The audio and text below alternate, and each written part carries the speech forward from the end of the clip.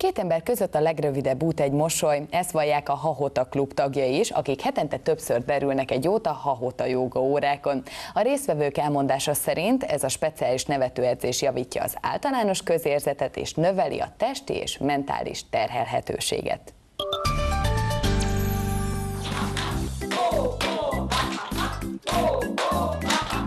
Mióta ide járok, igen sokat vetköztem le a régi énemből.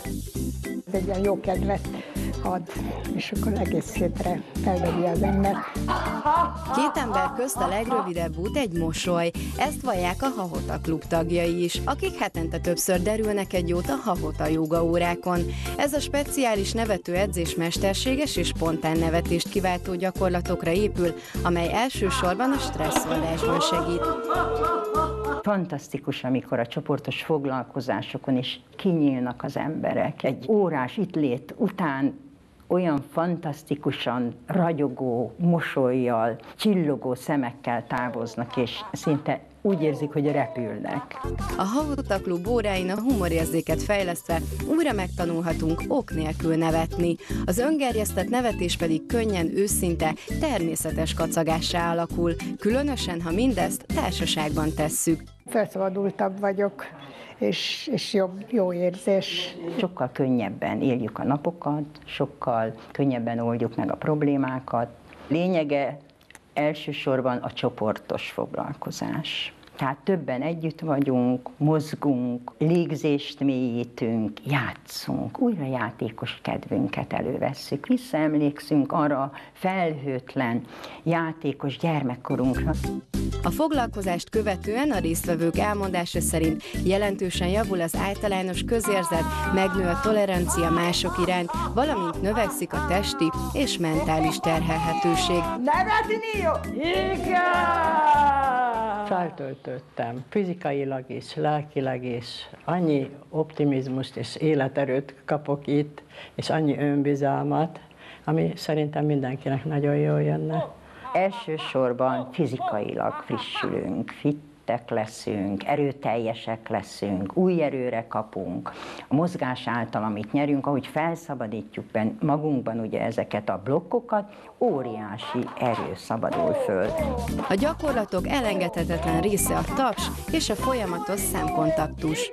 Közben ugye az akupresszúrás pontokkal, tenyerünkkel házunk, ezáltal már is oldjuk a blokkokat, hiszen a tenyerünkön ott van az egész gerincünknek a térképe. Mindenkire ráfér egy kis nevetés? Igen! Biztos vagy benne? Igen! Elkezdünk halandzsálni, mint gyermekként tettük. Nem is tudom, hogy éppen most 3 éves korom emlékeit, vagy épp a 18 éves korom emlékeit halandzsázom el. A Hahota jóga azon kívül, hogy növeli az önbecsülést, jelentős kalórialeadással jár, így kitűnő kiegészítője lehet bármilyen fogyókúrának.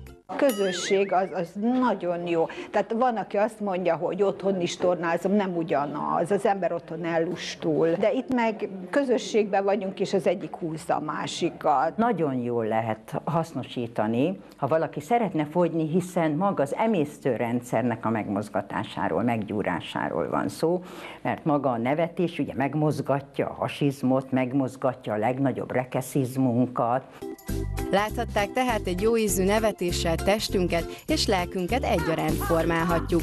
Sőt, azon kívül, hogy a kacagás izomlazító hatású, serkenti a vérkeringést, valamint erősíti a szívizmokat és az immunrendszert, de akár a koránkelésben is segíthet.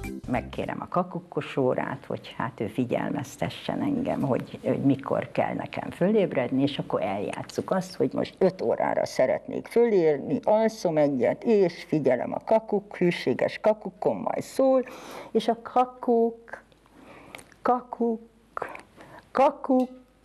kakuk, és az 5-re már boldogan repülök is örömmel. Ho, ho, ha!